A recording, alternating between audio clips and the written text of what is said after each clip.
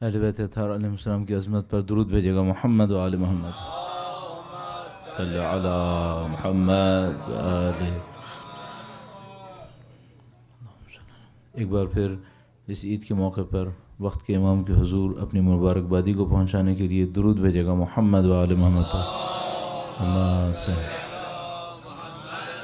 آل محمد وعجل فرجہ.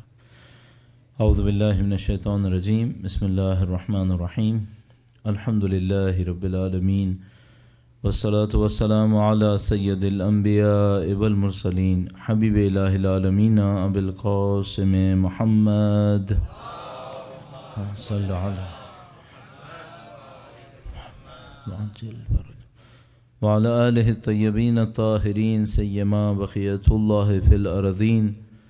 قال اللہ تعالی فی کتابہ الکریم. بسم اللہ الرحمن الرحیم. ونريد ان نمن علی الذین استضعفوا فی الارض ونجعلهم ائمة ونجعلهم الوارثین. اہل بیت اطہار علیہ السلام کی عظمت پر سید الشہداء کے نام پر ایک بار پھر درود بھیجیں. محمد و آل محمد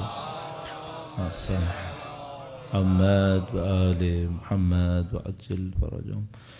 پروردگار عالم کا انتہائی شکر ہے، انتہائی احسان ہے، اس نے ہمیں سید الشہداء کے نام پر سید الشہداء کی خوشیوں میں خوش ہونے کے لیے یہ موقع نصیب فرمایا ہے.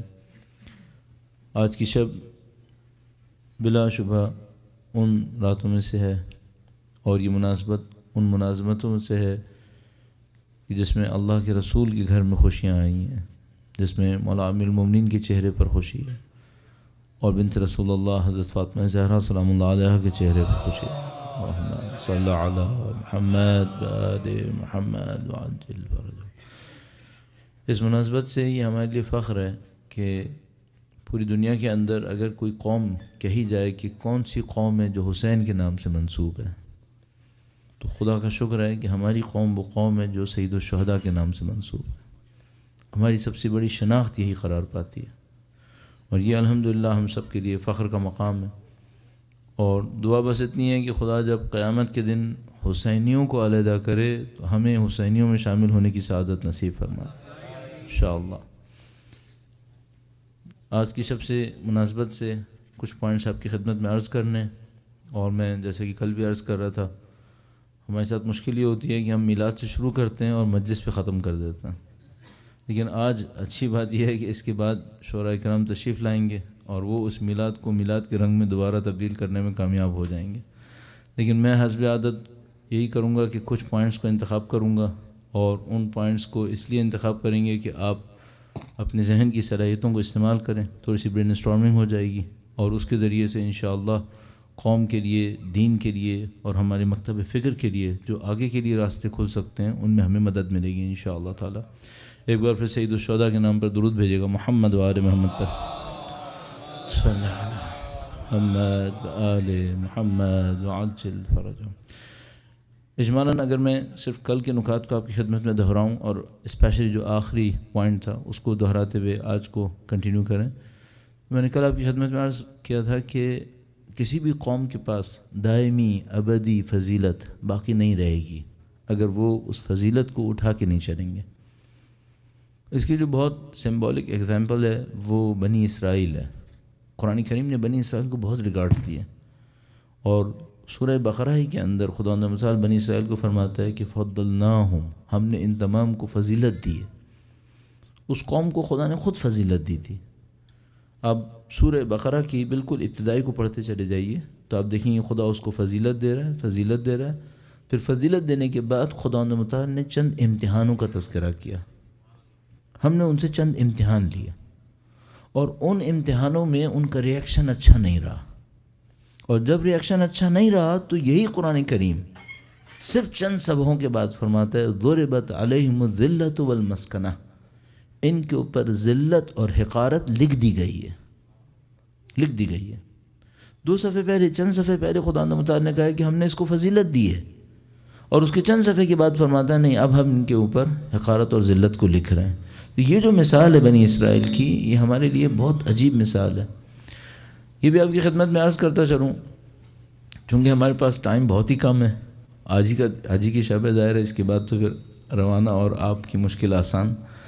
تو اس میں یہ ہے کہ بنی اسرائیل کے حوالے سے ایک پوائنٹ اور بہت امپورٹنٹ ہے، اور وہ ہمیں وقت کے امام کے معاملے کو بھی سمجھنے میں مدد دیتا ہے، اور یہ شعبان کا مہینہ ہے، یہ تمام چیزیں انشاءاللہ اس بات پر پہنچنی چاہیے کہ ان تمام اعمال کے نتیجے میں امام کا ظہور انشاءاللہ نزدیک ہوتا رہے انشاءاللہ۔ ایک بار پھر درود بھیجنا، صلی علی محمد وآل محمد وعجل فرجہ۔ ایک تحقیقی پوائنٹ یہ ہے کہ بنی اسرائیل کا اتنا تذکرہ کیوں ہوا ہے قرآن کریم میں۔ میں اپنی گفتگو پہ واپس آؤں گا کہ ہم ایک فضیلت لے کے چلے ہیں سید الشہداء کے نام کی فضیلت، اس کے اوپر کچھ کمنٹس ہیں ہمارے پاس۔ بیچ میں بنی اسرائیل کا تذکرہ آیا تو میں سوچا ہوں یہ پوائنٹ بھی آپ کی خدمت میں عرض کر دوں۔ شاید قرآن کریم کے اندر کسی قوم کا تذکرہ بنی اسرائیل سے زیادہ نہیں ہے، اور میں شاید کہہ رہا ہوں تو صرف احتیاط کی خاطر ہے، ورنہ آپ کو خدمت میں عرض کر رہا ہوں نہیں ہے۔ اور کسی نبی کا تذکرہ حضرت موسیٰ علیہ السلام سے زیادہ نہیں ہے۔ کیوں ایسا ہے؟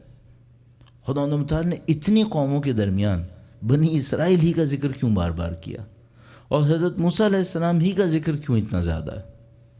تو ہمیں ایک بات سمجھ میں آتی ہے، اور اللہ کے رسول کی روایت سے اس کے اوپر صراحت ملتی ہے۔ اللہ کے رسول نے ایک روایت میں ارشاد فرمایا کہ جو کچھ بنی اسرائیل کے ساتھ ہوا ہے تمہارے ساتھ وہی ہوگا۔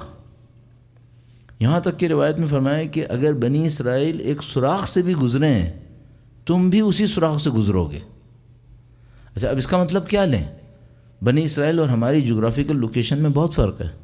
بنی اسرائیل فلسطین اور مصر کے درمیان موو کرتے رہے ہیں آج سے 3000 سال پہلے تقریباً۔ حضرت موسیٰ علیہ السلام کا دور تقریباً مختلف روایات کے تحت 2800 سے 3200 سال کے درمیان بنے گا، اور ان کی موومنٹ جو ہوئی ہے وہ مصر اور فلسطین کے درمیان ہوئی ہے۔ اللہ کے رسول فرما رہے ہیں جو ان کے ساتھ ہوا ہے وہ تمہارے ساتھ ہوگا۔ سوراخ سے بھی گزرے ہیں تم بھی اس سوراخ سے گزرو گے۔ صحیح؟ اگر یہ روایت ہم قبول کر لیتے ہیں، اور ہمیں قبول کرنی پڑے گی، مستند روایت ہے، تب ہمیں سمجھ میں آتا ہے کیوں بنی اسرائیل کا تذکرہ اتنا زیادہ ہے، کیونکہ ان کے مقدر میں ہمارا فیوچر ریفلیکٹ ہو رہا ہے۔ ان کی کہانی ہماری کہانی ہے، ہمیں اس کو امپلیمنٹ کرنا پڑے گا تو ہمیں سمجھ میں آئے گا ہماری کہانی ان کی کہانی کیسے ہے۔ میں صرف ایک پوائنٹ آپ کی خدمت میں عرض کرتا ہوں، درود بھیجے گا محمد و آل محمد پر، صلی علی محمد و آل محمد وعجل فرج۔ میں بہت کوشش کر رہا ہوں کہ میں اس بحث میں آگے تک نہ جاؤں، لیکن پھر ایک پوائنٹ پھر مجھے گھسیٹ رہا ہے وہاں پر۔ یہ جو ہم غیبت سے گزر رہے ہیں یہ پہلی دفعہ ہوئی ہے یا ہسٹری میں پہلے بھی ہوئی ہے؟ ایک اور بہت امپورٹنٹ کویسچن ہے، غیبت کی کچھ رولز ہیں یا یہ ایکسیڈنٹل ہے؟ اگر غیبت پہلی دفعہ نہیں ہوئی ہے، پیچھے بھی ہوئی ہے، ان کا بھی تو کوئی رزلٹ نکلا ہوگا۔ ان کی غیبت کا رزلٹ کیا نکلا تھا؟ ان میں جو غیبت کے ٹرو فالوورز تھے اور صرف نام کے فالوورز تھے، ان کے امتحان کیسے ہوئے تھے؟ پھر غیبت سے پہلے کیا ہوا، غیبت کے دوران کیا ہوا، اور غیبت کے بعد کیا ہوا؟ یہ ہمیں اسٹڈی کر لینا چاہیے کہیں نہ کہیں۔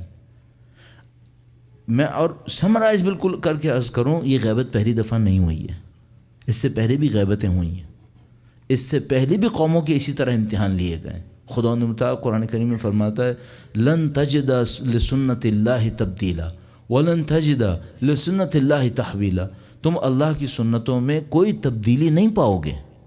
کیا ہم سنت سے ہٹ کر کوئی ایکسیپشن ہے کیا؟ نہیں، ہم ایکسیپشن نہیں ہیں، ہم اسی سنت کے اندر ایک ایگزامپل ہیں۔ ہم سے پہلے کچھ گزرا ہے جس کی کاپی ہم ہیں، صرف ٹائم اور اسپیس کے ڈفرینس کے ساتھ ہیں، رول وہی رول ہے اور کچھ نہیں ہے۔ غیبت پہلی دفعہ نہیں ہے، غیبت کئی دفعہ ہوئی ہے۔ غیبت کے جو رولز ہیں وہ امپلیمنٹ ہوتے ہیں، بار بار دفعہ ہوتے رہتے ہیں۔ سمبولیکلی خدا متعال نے بنی اسرائیل کے ایونٹ کو ہمارے سامنے رکھ کر کہا ہے، نبی نے ہمیں بتایا جو بنی اسرائیل بار بار آ رہا ہے نا، اس لیے کہ تم اور یہ ایک ہی ہو۔ اچھا، میں اللہ کے نبی سے پوچھ سکتا ہوں، اے اللہ کے نبی، میں اور بنی اسرائیل ایک کیسے ہو سکتے ہیں؟ وہ مصر میں رہے ہیں، میں عراق میں رہ رہا ہوں، فرض کریں پاکستان میں رہ رہا ہوں، وہ فلسطین اور ایجپٹ میں موو کرتے رہے ہیں، شاید میں نے ان کو موومنٹ بھی نہیں کی ہے، ان کا اور میرا ایک ہی تعلق ہے، وہ ایک سوراخ سے بھی گزرے میں بھی گزروں گا، تو یہ کیسے ہو سکتا ہے؟ اب ہم تھوڑا سا ترجمہ کر لیتے ہیں، وہ اور تمہارا مقدر ایک ہی رہا ہے، مسئلہ جغرافیہ کا نہیں ہے، مسئلہ حالات کا ہے۔ جس طرح وہ حالات سے گزرے ہیں تم بھی حالات سے گزرو گے، وہ کسی سوراخ سے گزرے تو تم بھی گزرو گے. کیا مطلب؟ اگر ان کا کوئی امتحان ہوا ہے تو تمہارا بھی ہوگا. یہاں پہ سوراخ کا مطلب ہول نہیں ہو سکتا ہے، یا کوئی پیسیج بھی نہیں ہو سکتا ہے. یہاں سوراخ کا مطلب امتحان ہے. وہ کسی سختی سے گزرے ہیں، تم بھی اسی سختی سے گزرو گے. اچھا اگر یہ ہے اور سامنے نظر آتا ہے کہ ہاں مطلب یہی ہے، تو پھر میں بنی اسرائیل کا ایک واقعہ آپ کی خدمت میں عرض کرتا ہوں. دیکھتے ہیں قرآن کریم کا بیان بنی اسرائیل کے معاملے میں ہمیں کیا بتا رہا ہے. درود بھیجیے گا محمد و آل محمد محمد و آل محمد وعجل فرجهم. اور یہ قرآن کریم کا ایک عجیب انداز ہے. قرآن کریم چند صفحے ہیں.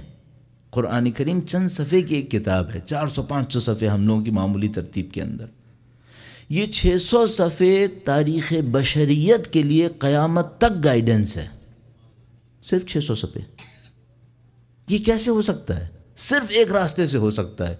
ایک آیت کے بہت سارے معنی ہوں گے، بس یہی ایک راستہ ہے، ورنہ ہو ہی نہیں سکتا. 600 صفحے پوری تاریخ بشریت سارے انسانوں کے لیے. تو آپ سوچیں برازیل میں رہنے والا، امریکہ میں رہنے والا، افریقہ میں، ایشیا میں، جاپنیز، چائنیز، ان سب کے کلچر میں کتنا ڈفرینس ہے. اور ان کے زمانے کو اٹھا کر دیکھیں. 1400 سال پہلے ہم جو ٹریولنگ کر رہے تھے، آج جو ٹریولنگ کر رہے ہیں، نہیں معلوم 100 سال بعد کیا کر رہے ہوں گے. سب کے لیے قرآن ہی ہے. 600 صفحے. اس کا مطلب کیا ہے؟ اس کا مطلب ہے اس کی آیتوں کے پیچھے 10 معنی ہیں جو ہمیں ڈھونڈنے پڑیں گے. اچھا ہمارے ساتھ مشکل کیا ہو رہی ہے؟ ہم قرآن کریم کے لفظ کے پیچھے جا ہی نہیں پا رہے. وہ بھی ان کا تذکرہ ہے جو لفظ پہ پہنچ گئے، ورنہ بہت سارے تو لفظ پہ بھی نہیں آ رہے. تو گائیڈنس کہاں سے آئے گی پھر؟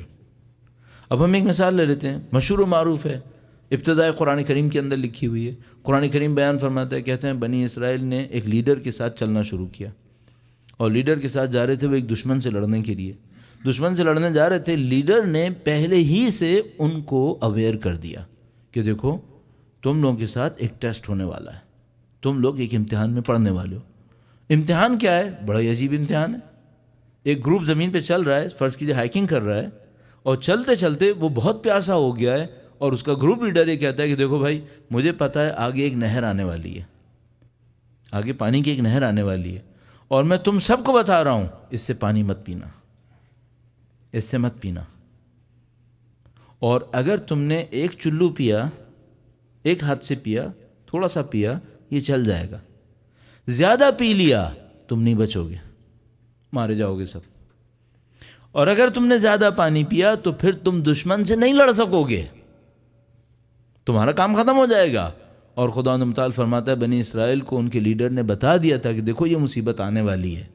ٹھیک ہے، اچھا اب پیاسے بھی ہو اور پانی بھی ہے، لیکن پینا نہیں ہے، ایک گھونٹ سے زیادہ نہ پینا.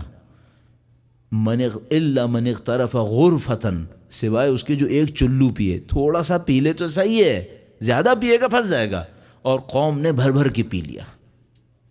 جب قوم نے بھر بھر کے پی لیا تو جب ادھر پہنچے اور دشمن کے سامنے کھڑے ہوئے تو اپنے لیڈر سے کہا کہ ہم میں اس سے لڑنے کی طاقت نہیں ہے. اور لیڈر نے کہا میں تم کو پہلے ہی بتایا تھا پانی مت پینا. صحیح ہے، آپ نے واقعہ سن لیا. عجیب سا نہیں لگ رہا کچھ؟ اب اللہ کے نبی فرما رہے ہیں جو بنی اسرائیل کے ساتھ ہوا تھا نا تمہارے ساتھ بھی ہوگا. امپلیمنٹ کیسے ہوگا؟ یہ کون سی نہر سے ہم گزریں گے؟ کوئی ایسی نہر ہے جس کو پینے کی خواہش ہمارے اندر بہت شدید ہے. یعنی اگر پیاسا ہو اور پانی ہو تو کیسی ایک طلب ہوتی ہے، کتنی ایک ڈیمانڈ ہوتی ہے کہ مجھے پینا ہے پینا ہے پینا ہے ہر صورت میں. اور وہ فرما رہے ہیں ٹھیک ہے تمہارے اندر ڈیمانڈ ہے اور ہم ریئلائز کر رہے ہیں تمہارے اندر ڈیمانڈ ہے، لیکن پینا نہیں ہے. پینا تو بہت تھوڑا سا پینا. ٹھیک ہے، اگر زیادہ پی لیا تو تم مارے جاؤ گے. اس کو کیسے امپلیمنٹ کریں گے؟ ایک درود کے دوران ذرا اپنے دماغ پہ بوجھ دیجیے گا. درود بھیجے محمد و آل محمد محمد و آل محمد وعجل فرجهم. اگر چند دن ہوتے نا تو میں آج رات جواب نہ دیتا، لیکن میں اس مشکل میں پھنسا ہوا ہوں کہ ایک ہی رات ہے، اسی میں جواب دے کے جانا چاہیے ورنہ پھر یہ جواب رہ جائے گا. اللہ کا نام اللہم صلی علی محمد و آل محمد وعجل فرج. مجھے یقین نہیں محرم تک ہم میں سے کون زندہ رہے گا، اس لیے میں سوچ رہا ہوں یہیں پہ نپٹا لوں ابھی. اللہ جانتا ہے۔ تو اس کو ہم کیسے امپلیمنٹ کریں؟ اس سے پہلے ایک اور بات، ہم غیبت سے گزرے ہیں، بنی اسرائیل کس غیبت سے گزرے؟ کون سی غیبت تھی؟ ہاں، ہمارے پاس دو جگہیں ہیں جہاں پہ ہم کہہ سکتے ہیں کہ غیبت ہے۔ ایک، وہ 40 سال صحرا میں گھومتے رہے، کیا وہ غیبت تھی؟ نہیں، ان کے نبی ساتھ تھے، 40 سال میں نبی ساتھ تھے، اس کا مطلب ہے یہ وہ غیبت نہیں ہے۔ پھر ہمارے پاس دو پوائنٹ اور ہیں، ایک وہ زمانہ ہے جب حضرت موسیٰ علیہ السلام کے جانے کے بعد آیا ہے، وہ غیبت تھی، یا وہ زمانہ ہے جو حضرت موسیٰ کی اپیرنس سے پہلے کا تھا؟ موسٹ پروبیبلی وہ جو حضرت موسیٰ علیہ السلام کے ظاہر ہونے سے پہلے کا زمانہ تھا وہ غیبت تھی ان کی۔ لیکن اس میں پھر ایک پرابلم ہے، حضرت موسیٰ علیہ السلام جب واپس آئے تو انہوں نے حضرت موسیٰ علیہ السلام سے ایک شکوہ کیا ہے کہ اے موسیٰ، آپ کے آنے سے پہلے بھی ہم سختی میں تھے، آپ کے آنے کے بعد بھی مشکل ختم نہیں ہوئی ہے، تم اور بنی اسرائیل ایک ہی مقدر پر ہو۔ اس کا مطلب ہے ہمارے امام کے سامنے بھی کچھ لوگ یہ کہنے والے ہیں، یہ وہ خطرناک چیزیں ہیں۔ اچھا، بنی اسرائیل کا اینڈ کیا ہوا تھا؟ حضرت موسیٰ علیہ السلام کے طویل انتظار کے بعد جب حضرت موسیٰ علیہ السلام تشریف لائے تو ساتھ نہیں دے پائے تھے، سختی گزری تھی۔ احتمال قوی ہے کہ اس دفعہ ایسا نہیں ہوگا، چونکہ یہ آخری حجت خدا ہے۔ اس کا مطلب ہے کچھ لوگوں کا حشر بنی اسرائیل والا ہوگا، کچھ لوگوں کا ہوگا۔ اچھا، اب ہمیں یہ سوچنا پڑے گا بنی اسرائیل میں کمی کیا تھی، اور وہ کیوں اس کام میں امام کا ساتھ، اپنے وقت کے نبی کا ساتھ نہیں دے سکے تھے۔ تو یہ جو ٹیسٹ تھا اس کو ہم تھوڑا سا سمجھنے کی کوشش کرتے ہیں۔ یہ پانی کیا چیز ہو سکتی ہے، یہ نہر کیا چیز ہو سکتی ہے جس کی طلب بہت زیادہ ہو اور زیادہ پینا اس سے بہت خطرناک ہو، اتنا خطرناک ہو کہ پھر بات آگے نہیں بڑھ پاتی؟ شاید مادہ پرستی ہے، شاید دنیا پرستی ہے۔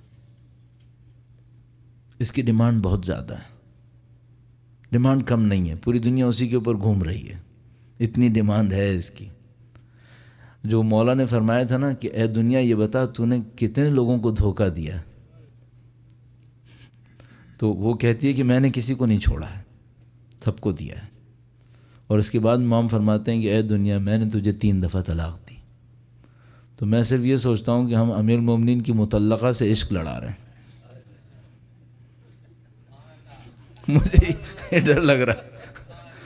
اللہ اس مشکل سے محفوظ رکھے۔ درود بھیجے گا محمد و آل محمد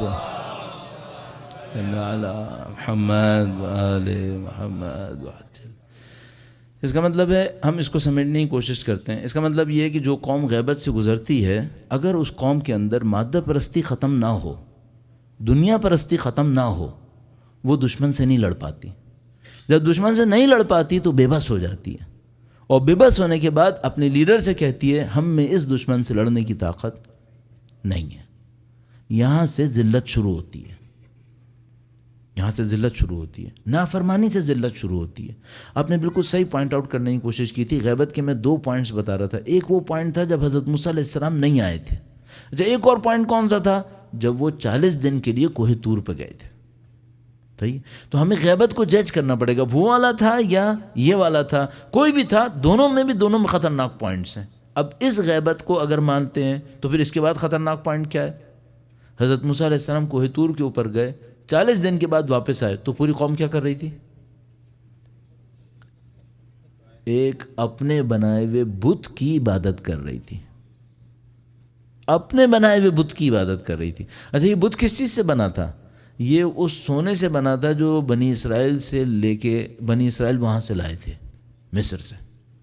ایک بار پھر مادہ پرستی آ گئی، پھر وہی مادہ پرستی ہے، پھر وہی زراندوزی ہے، پھر وہی پیسے کا ڈھیر ہے، وہ پھر مصیبت میں ڈال رہا ہے۔ اور جب اچھا اب اگر اس کو لے لیں تو پھر داستان بہت ہی سخت ہے۔ کیوں؟ حضرت موسیٰ علیہ السلام واپس آئے، انہوں نے کہا جو تم نے کیا ہے بہت غلط کیا، اب تم کو بہت بڑی سزا ملے گی۔ وہ سزا کیا ملے گی؟ قرآن کریم بیان فرماتا ہے، کہتا ہے جن لوگوں نے بندگی نہیں کی تھی اس بچھڑے کی، وہ انہیں قتل کریں گے جنہوں نے سر جھکا لیا تھا۔ فَاقْتُلُوا أَنفُسَكُمْ فَتُوبُوا إِلَىٰ بَارِئِكُمْ، اور بڑا خون بہا تھا۔ صحیح ہے، یہ میں آپ کی خدمت میں عرض کرنا چاہ رہا ہوں۔ اس کا مطلب ہے غیبت کے بعد کی داستان آسان نہیں ہے۔ ابھی تو ہم صرف ایک مشکل کو رو رہے ہیں نا کہ غیبت کب ختم ہوگی، بالکل بنی اسرائیل کی طرح جو چلا رہے تھے کہ اے موسیٰ کب آئیں گے کب آئیں گے. لیکن جب حضرت موسیٰ علیہ السلام آ جائیں گے تو کیا ہوگا؟ پھر ایک اور مشکل شروع ہوگی. امتحان ختم نہیں ہوتے ہیں، امتحان چلتے ہیں. اور ان تمام امتحانوں کے اندر جو سب سے بڑی مصیبت انسانوں کو پھنسا دیتی ہے وہ نفس پرستی اور مادہ پرستی ہے. یہ انسان کو نہیں چھوڑتی ہے. اچھا، ہم لوگوں کے ساتھ ایک مشکل ہے، ہم دنیا میں ایسی میں رہ رہے ہیں جس میں مادہ پرستی سب سے پرومیننٹ آئیڈیا ہے. چاہے آپ اکنامکس کی بات کریں، چاہے آپ سوسائٹی کی بات کریں، کسی بھی چیز کی بات کریں، سارے اسٹینڈرڈز اسی پہ بنے ہوئے ہیں، سارے اسٹینڈرڈ اسی پہ بنے ہوئے. اور اس سے اگر کوئی نکل آئے تو پھر میں سمجھتا ہوں اس کی جان چھوٹے گی اس مصیبت سے. اور اس میں بدقسمتی یہ ہے کہ نکلنے کا امکان بہت مشکل بن جاتا ہے. اب میں ایک روایت اللہ کے رسول کی اور آپ کی خدمت میں عرض کرتا ہوں اسی مشکل کے حوالے سے، اور انشاءاللہ پھر ہم سید الشہداء کے حوالے سے چند پوائنٹ عرض کرنا چاہ رہے ہیں، عرض کریں گے. درود بھیجے گا محمد و آل محمد پر، صلی علی محمد و آل محمد وعجل فرج. تھوڑا سا پریکٹیکل لائف سے بھی تھوڑا سا نزدیک کر لیتے ہیں. تو اس میں ایک مثال میں دیا کرتا ہوں جو سوشل سائنسز سے نکال کے. تو اس میں کہتے ہیں کہ بھائی پاکستان میں ظاہر کرپشن کافی زیادہ ہے. پہلے ہم کافی بڑے مقام تک پہنچ گئے تھے، اب تھوڑا سا کم ہوا ہے وہاں پہ. تو ٹرانسپیرنسی انٹرنیشنل نے جو ہمیں سیکنڈ پرائز دے دیا تھا تو شکر ہے کہ تھوڑا سا اب رحم کیا اور نیچے لے کے آ گیا. بہرحال کرپشن تو شاید ختم نہیں ہوا ہوگا یا کم نہیں ہوا ہوگا، کچھ اور ہو گیا ہوگا. وہاں پہ بھی شاید کوئی لین دین ہو گئی ہوگی. ٹھیک ہے، کرپشن تو بہت ہے. تو اس میں یہ ہوا کہ ایک کوئی گروپ تھا اسکالرس کا، سوشل سائنٹسٹ کا، وہ پاکستان آئے، بظاہر اسکینڈینیوین کسی کنٹری سے. وہ آئے، انہوں نے اس بات کے اوپر جج کرنے کی کوشش کی، ریسرچ کیا انہوں نے کہ پاکستان میں کرپشن کیوں ہے اور اگر اس کرپشن کو ختم کرنا ہے تو کرنا کیا ہوگا. تو انہوں نے بہت زیادہ اس کے اوپر کام کیا کہ بھئی پاکستان میں کرپشن کیوں ہو رہا ہے. تو انہوں نے ایک عجیب وجہ بتائی. اب میں اس سے پہلے کہ وہ وجہ بتاؤں، پھر اس کے بعد ہم اپنی گفتگو سے نزدیک آتے ہیں. یہ جو کرپشن کی وجہ ہے، ہم میں سے بہت سارے لوگ یہ سوچ رہے ہیں غربت وجہ ہے، غریب ہونا وجہ ہے. غریب ہونا کرپشن کی وجہ نہیں ہے. ہم اس سے پہلے کے دور میں اس سے زیادہ غریب تھے لیکن کرپٹ نہیں تھے، کم از کم اتنے کرپٹ نہیں تھے. غریب ہونا کرپشن کی وجہ نہیں ہے. اچھا، ممکن ہے کوئی کہے گا ایجوکیشن کی کمی کرپشن لاتی ہے. نہیں، آپ کے پاس جس ملک میں آپ بیٹھے ہیں، اس ملک میں نے جو کرپشن کا ریکارڈ اینرون سے بنایا ہے وہ دنیا کا کوئی کرپٹ نہیں توڑ پایا ابھی تک. اور یہ جن لوگوں نے وہ ریکارڈ بنایا تھا وہ دنیا کے سب سے اچھے تعلیمی اداروں کے پڑھے ہوئے قابل ترین لوگ تھے جنہوں نے یہ ریکارڈ بنایا. اور آپ سب کے سامنے اس کی پوری داستان واضح ہے، کیا ہوا تھا، کیسے ہوا تھا. اس کا مطلب ہے تعلیم اور جہالت کا بھی یا الٹریسی کا کرپشن سے کوئی تعلق نہیں ہے. انہوں نے بہت عجیب نتیجہ دیا. انہوں نے نتیجہ دیا کہ جب انسانوں کا احترام نہیں ہوتا تو وہ کرپشن ایکسیپٹ کر لیتے ہیں. رشوت لینا ایک ذلت کا کام ہے. باعزت آدمی یہ نہیں کرتا. کب کرتا ہے؟ کب؟ اس وقت کرتا ہے جب کسی بھی وجہ سے اس کی ذلت ہو گئی ہوتی ہے. پہلے کسی جگہ پر اس کی بے عزتی ہوئی ہے، جب اس کی بے عزتی ہو جاتی ہے تو اپنی اس بے عزتی کا انتقام لیتا ہے رشوت لے کے. اس کا مطلب کیا ہے؟ اس کا مطلب یہ کہ اگر میں کسی ادارے میں داخل ہوا اور اس کے چپڑاسی کو میں نے بے عزتی سے دیکھا تو ایکچولی کرپشن پہ اس کو میں نے پش کیا ہے. میں نے اس کو پش کیا ہے کیونکہ میں نے اس کو بے عزتی دی ہے. جتنا آپ بے عزتی بڑھائیں گے اتنا سوسائٹی میں کرپشن پھیلے گا، اور جتنا آپ عزت دیں گے لوگوں کو کرپشن کم ہوگا. یہ تعلق ہے یہاں پر. اچھا، اب مشکل کیا ہے؟ مشکل یہ کہ جب دنیا میں مادہ پرستی پھیلتی ہے تو سارا احترام، رسپیکٹ، جو کچھ بھی ہوتا ہے وہ صرف پیسے کی بنیاد پہ ہوتا ہے. صرف پیسے کی بنیاد پہ ہوتا ہے. جب یہ کام ہونے لگتا ہے تو جس کے ہاتھ میں پیسہ نہیں ہوتا اس کو عزت ملتی ہے، بے عزتی ملتی ہے. اس کو بے عزتی ملتی ہے. جب بے عزتی ملتی ہے تو کیا ہوتا ہے؟ پھر وہ کرپشن کرتا ہے. پھر وہ کرپشن کرتا ہے. اچھا، اب صرف میں اس جملے تک، رسول اللہ کی اس روایت تک لانے کے لیے آپ کی خدمت میں سب کچھ عرض کیا تھا کہ سوسائٹی میں بعض اوقات کیا ہوتا ہے کہ ہم بے عزتی کر دیتے ہیں کسی کی، کیونکہ ہمارے اسٹینڈرڈز میں وہ صاحب عزت نہیں ہوتا. جب بے عزتی ہو جاتی ہے تو پھر وہ کرپشن کرنا شروع کر دیتا ہے. یہ عزت اور ذلت کہاں سے آتی ہے؟ یہ سب کیسے بنتا ہے؟ تو اللہ کے رسول کی روایت دیکھیے گا، درود بھیجے گا محمد و آل محمد صلی علی محمد و آل محمد. اللہ کے رسول ایک جگہ پہ تشریف فرما تھے، وہاں کچھ اصحاب اور بھی بیٹھے ہوئے تھے. اللہ کے رسول نے لوگوں کے سامنے کہا کہ اے لوگوں، تم پہ ایک ایسا وقت آئے گا جب تم اچھائی کا حکم نہیں دو گے اور برائی سے نہیں روکو گے. امر بالمعروف نہی عن المنکر واجب ہے، کہا تم یہ نہیں کرو گے.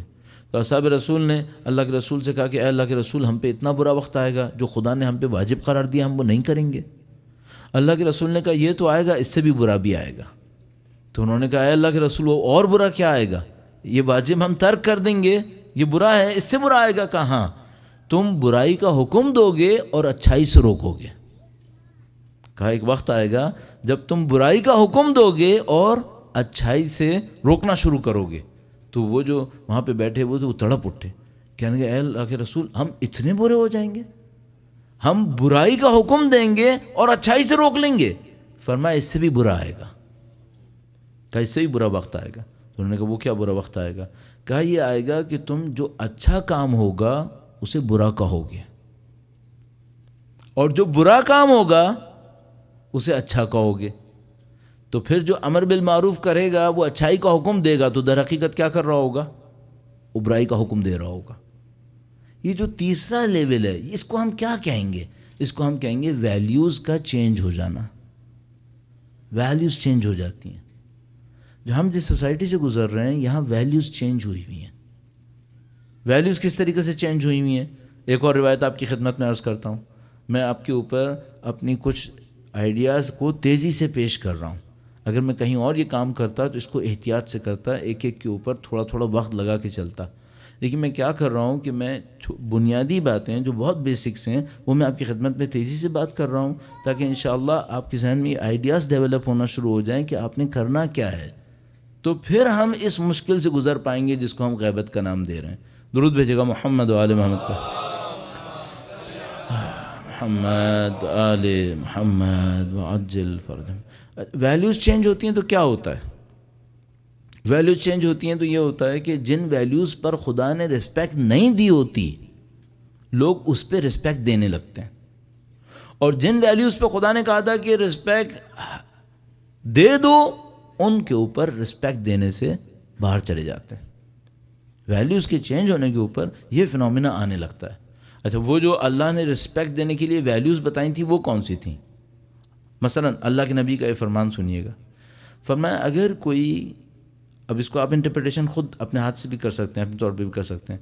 فرمایا اگر کوئی کسی دولت مند کا احترام اس کی دولت کی وجہ سے کرے تو 2/3 دین ختم ہو جائے گا. صحیح ہے؟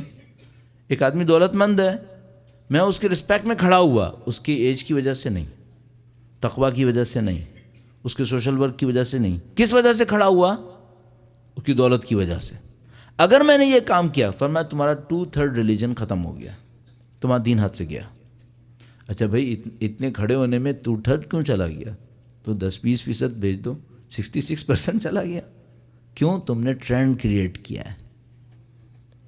تم نے ٹرینڈ کریٹ کیا ہے. اور ٹرینڈ کیا کریٹ کیا ہے؟ وہ یہ کہ رسپیکٹ دولت سے ملے گی.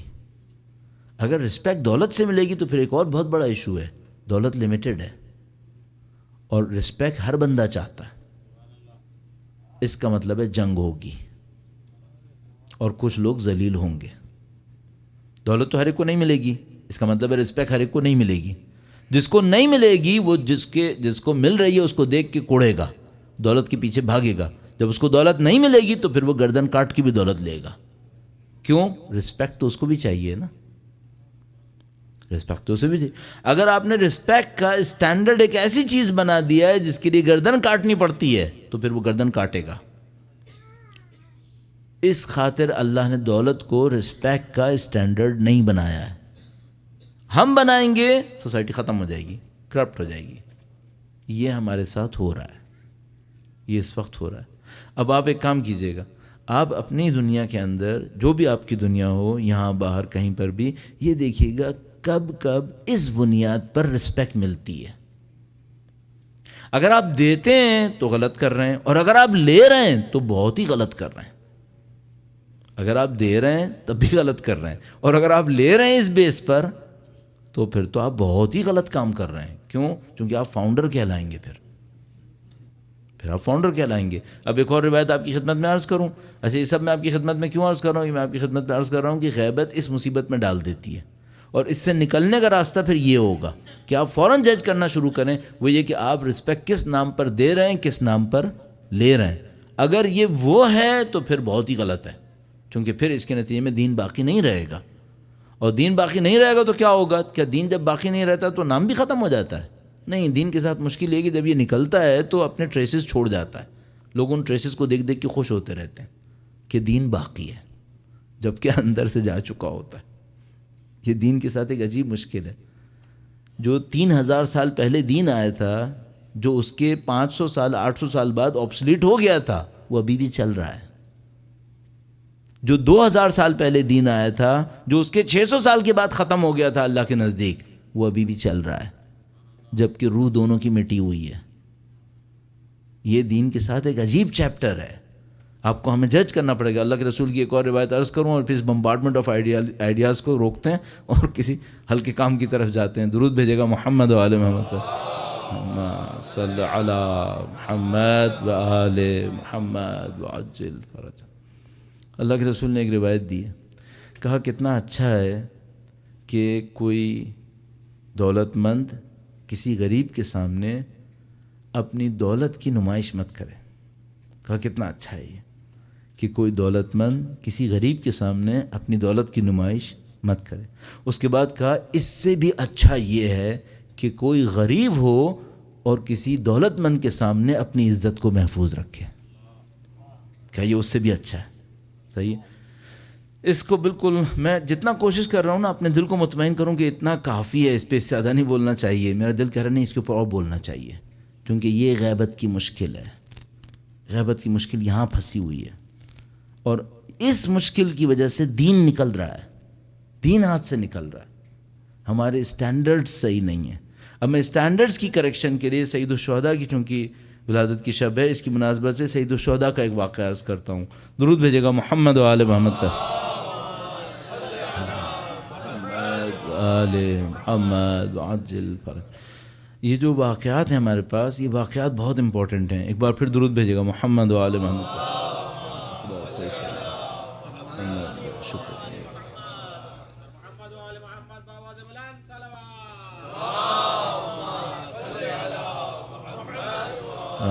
محمد وعجل فرج.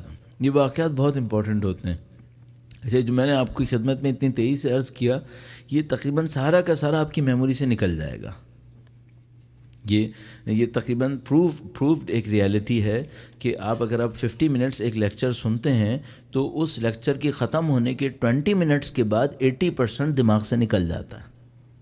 تو یہ مجھے معلوم ہے کہ جو کچھ آپ نے سنا ہے نا، یہ باہر نکلنے کے 20 منٹس کے بعد 80% ختم ہو جائے گا. تو جو میں نے آپ کو سنایا یہ کیا ہے؟ آپ کے ذہن میں کچھ وہ ایک سے ایک آئیڈیا رہ جائے گا. ٹھیک ہے. واقعات ہمیں مدد یہ دیتے ہیں کہ اس جو ایک ذرا مبہم سا ایک آئیڈیا رہ جاتا ہے اس کو تھوڑا اسٹرینتھ دے دیتے ہیں، کیونکہ واقعہ یاد رکھنا نسبتاً آسان ہوتا ہے. تو یہ سب آپ نے سنا. اس کی داستان کیا تھی؟ میں اس کو بالکل سمرائز کر دیتا ہوں. بنی اسرائیل سب سے زیادہ ذکر ہوا ہے. ہم اور بنی اسرائیل ایک ہی مقدر پر ہیں. وہ بھی غیبت سے گئے، ہم بھی غیبت سے گئے.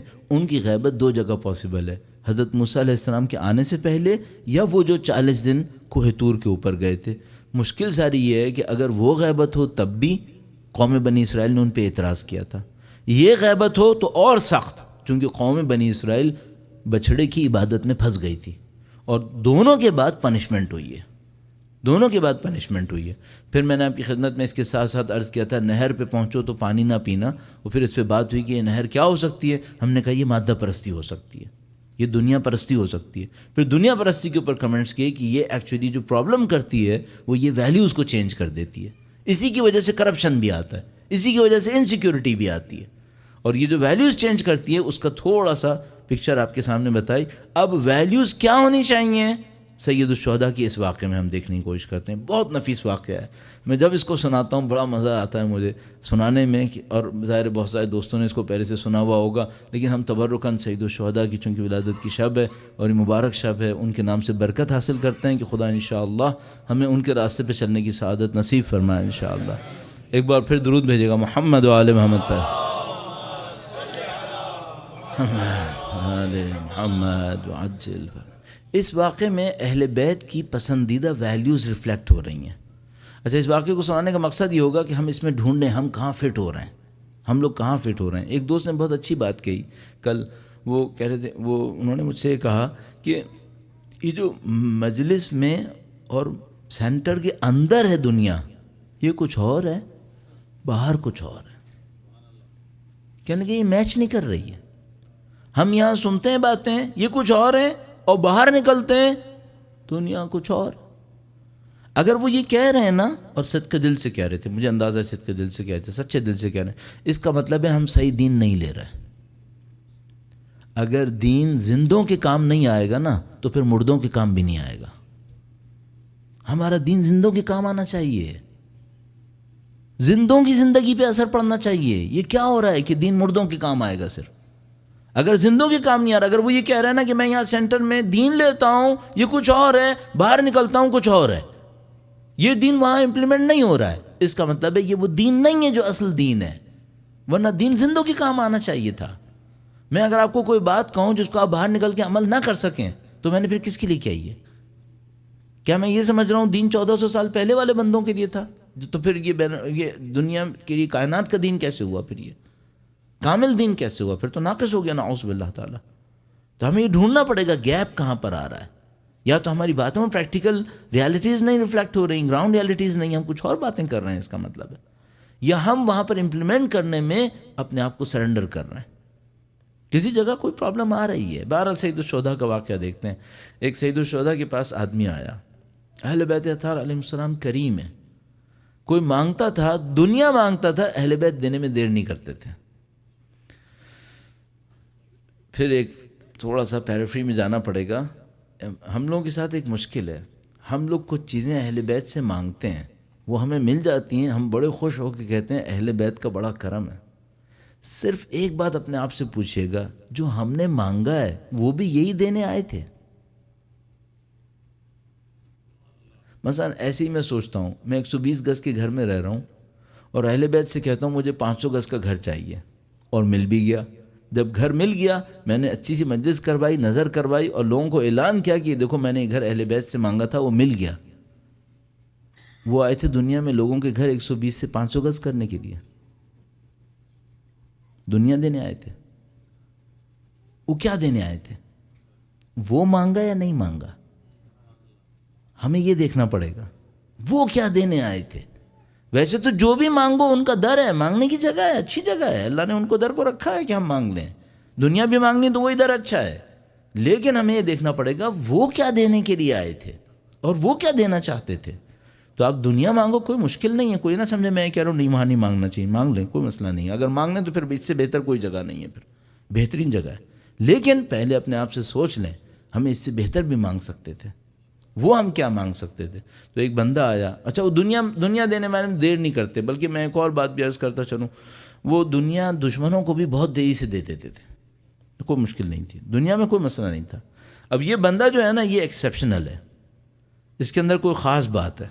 ایک بندہ آیا سید الشہداء کے پاس، ایک آدمی آیا، اس نے کہا کہ مولا میری کچھ مدد کریں. اچھا معمولاً جو ٹرینڈ ہے اہل بیت کا، اگر کوئی کہے ہماری مدد کریں، اس زمانے میں بس یہ ذرا سا اس میں ایک حاشیہ اور لگاؤں، اس زمانے بھکاری نہیں ہوتے تھے، اس زمانے بھکاری نہیں ہوتے تھے. عرب کے اندر رسم یہ تھی، عرب کو اپنی ناک کی بہت بڑی پرواہ ہوتی تھی. آپ کو پتہ ہے چھوٹی چھوٹی بات کے اوپر لڑتا تھا، 40 سال لڑ لیتا تھا، تو وہ بڑی اس کے اوپر مسائل کھڑی کرتا تھا. کافی حد تک آج کا جیسا تھا، ٹھیک ہے کافی حد تک آج کا جیسا تھا. تو اس میں یہ تھا کہ اس کا یہ بڑا ایشو تھا، تو وہ مانگنے میں بہت مصیبت تھی، اس کو مانگتا نہیں تھا. اور قدیم زمانے میں، جاہلیت کے زمانے میں بھی رسم یہ تھی کہ اگر کسی کے پاس پیسے ختم ہو جاتے تھے کھانے کے لیے تو وہ صحرا میں جاتا تھا، کالے کلر کا بلیک کلر کا ایک ٹینٹ لگاتا تھا تاکہ وہ ہیٹ اور ایبزارو کرے اور اس کو گرم کر دے، اندر اپنے بیوی بچوں کو لے کے بیٹھ جاتا تھا, خودکشی کر لیتا تھا, مانگتا نہیں تھا, مانگتے نہیں تھے لوگ, بہت سخت تھے. اچھا, اس عرب میں اگر کوئی کسی سے مانگنے آ گیا تو یہ سمجھنے اس نے اپنی ساری عزت آپ کی جھولی میں ڈال دی. تو اہل بیت کہتے تھے اگر کوئی مانگنے آ گیا نا فوراً دے دو, پوچھو ہی نہیں کہ تمہیں چاہیے نہیں چاہیے, اگر مانگ رہا ہے دے دو. اس زمانے کی کلچر کی بات ہے, کیونکہ اس زمانے بھکاری نہیں ہوتے تھے, مانگتا کوئی نہیں تھا. اگر کوئی مانگتا تھا تو یہ سمجھ لو یہ قبر میں اترنے والا ہے, ورنہ نہیں مانگے گا. تو اس وقت اہل بیت نے کہا اگر تم سے کوئی مانگتا ہے فوراً دے دو اس کو. تو اس کے اوپر بہت زیادہ اصرار کرتے تھے کہ اگر کوئی مانگ رہا ہے دے دو. بلکہ ہمارے پاس یہاں تک موجود ہے کہ کسی کو دیتے وقت اس کا ہاتھ چوم لیتے تھے. کسی کو دیا, اس نے لیا, اس کا ہاتھ چوم لیا. تو اس نے کہا کہ مولا آپ نے میرا ہاتھ کیوں چوما؟ کہا یہ جو تیرا ہاتھ لینے والا ہے نا یہ خدا کا ہاتھ ہے, تجھے نہیں دیا, خدا کو دیا ہے. اس حد تک بھی روایت میں ہے ہمارے پاس. تو وہ ایک آدمی آیا مانگنے کے لیے, عجیب بات ہو گئی. مانگنے آیا امام سے, امام نے کہا ہم دیں گے تو صحیح, لیکن یہ پہلے ثابت کرو کہ تمہاری معرفت کتنی ہے. ٹھیک ہے, اب یہ ایکسیپشنل ہے, ایسا نہیں ہوتا ہے, مانگتے ہیں تو فوراً دے دیتے ہیں. اچھا, اگر امام نے کہا نا اس کو ٹیسٹ میں ڈالا ہے نا, اس کا مطلب ہے یہ آدمی آئیڈینٹیفائڈ ہے کہ یہ مقابلہ جیت جائے گا. ورنہ امام اس طرح نہ کرتے کہ مثلا وہ مانگ رہا تھا تو کہتے لو لے لو, ختم ہو گیا معاملہ. یہ جو کہا نا کہ نہیں پہلے ثابت کرو معرفت کتنی ہے, اس کا مطلب ہے پہلے سے پتہ ہے کہ صاحب معرفت ہے یہ. اچھا, یہ مجھے لگتا ہے کہ یہ امیر المومنین کے اصحاب میں کہیں ہوں گے, ان کا مقام ہوگا. یہ کہیں سید الشہداء کے پاس آئے ہوں گے تو سید الشہداء نے چاہا ہوگا کہ ان کے والد کا کوئی پیغام لوگوں تک پہنچے, مجھے یوں لگتا ہے. سید الشہداء کے پاس آئے, کہا مجھے کچھ چاہیے, کہا کہ نہیں پہلے یہ معرفت ثابت ہوگی اس کے بعد ہوگا. وہ جو بندہ خدا وہ کوئی کسی درجے پر پہنچا, اس نے کہا ٹھیک ہے آپ میرا امتحان لیں. اب یہ بڑی بات ہوئی یا نہیں ہوئی؟ یہ بہت بڑی بات ہے کہ بس اب کوئی آدمی جا کر اس طرح امام کے سامنے کہتا ہے ٹھیک ہے آپ میرا امتحان لیں, میں امتحان دینے کو تیار ہوں. امام نے امتحان لیا. امام نے فرمایا یہ بتاؤ انسان کے اندر کمال کیا ہوتا ہے؟ بتاؤ انسان کے اندر کمال کسے کہتے ہیں؟ کہ جو اس کے اندر ہو تو ہم کہیں ہاں اس کے اندر کوئی چیز ہے. یہ آدمی تربیت یافتہ ہے. اس نے سر جھکایا, زمین کی طرف دیکھا, روایت نے عجیب لکھا ہے, زمین کو دیکھا, زمین پہ ہاتھ سے یوں کچھ بنایا. اس کے بعد اس نے سر اٹھا کر کہا علم معہ حلم. اہل بیت کی طرح چھوٹے چھوٹے جملے بول رہا ہے. اس کا مطلب ہے یہ تربیت یافتہ آدمی ہے. لمبی لمبی داستانیں نہیں کی, اہل بیت کی طرح چھوٹے چھوٹے الفاظ بولے, امیر مومنین کی طرح. جو ایک کتاب اردو میں ترجمہ ہوئی ہے تجلیات حکمت, بہت بہت اچھی نفیس کتاب, اس میں چھوٹے چھوٹے جملے ملیں گے امیر مومنین کے, دو دو تین تین الفاظ کے. تو اس نے کہا علم معہ حلم. انسان کے اندر جو سب سے بڑا کمال ہے وہ یہ ہے کہ اس کے اندر علم ہو اور حلم کے ساتھ ہو. حلم کسے کہتے ہیں؟ بردباری ہو, اپنے آپ کو چھوڑ نہ دے ایسے ہی. کیا مطلب ہوگا اس کا؟ مثلا آپ کے پاس علم ہے, کچھ لوگ بیٹھے باتیں کر رہے ہیں جو صحیح نہیں ہے, آپ ایک دم جمپ ان کریں اور کہیں جو تم لوگ جتنا کہہ رہے ہو نا سب غلط ہے, میں اس کا ایکسپرٹ ہوں. نہیں, یہ صحیح نہیں ہے, علم کے اگینسٹ ہے, یہ ایسے نہیں کرنا چاہیے. آپ کہیں گے گائیڈنس تو دینا چاہیے نا, کم از کم گائیڈنس دینے کی ضروری ہے, پہلے میں اپنے آپ کو ثابت کروں. اپنے آپ کو ثابت کیے بغیر بھی تو گائیڈنس دی جا سکتی ہے, کوئی راستہ ایسا نکالو. حلم اس کو کہتے ہیں, اپنے آپ کو سنبھال کے رکھو, ہر جگہ ثابت نہیں کرو, ہر جگہ اپنے آپ کو پیش نہیں کرو کہ نہیں میں ٹاپ پر ہوں اس طرح سے. تو اس نے کہا مولا انسان کے اندر جو کمال ہے وہ کیا ہے؟ علم معہ حلم. ٹاپ پرائرٹی کیا بن گئی انسان کی؟ علم. ٹاپ پرائرٹی علم کے اوپر آئی. کون سا علم؟ جس کی شو بازی ہو رہی ہو؟ نہیں, وہ علم جو کس کے ساتھ ہے؟ حلم کے ساتھ ہے. ایک ویٹ ہوتا ہے انسان کی پرسنالٹی کا, اپنے آپ کو لوز نہیں کرتا, اپنے آپ کو شو آف میں نہیں ڈالتا, اپنے آپ کو ہر ایک کے سامنے سپیریئر ثابت نہیں کرتا. ایسا علم انہوں نے کہا. اس نے کہا علم معہ حلم.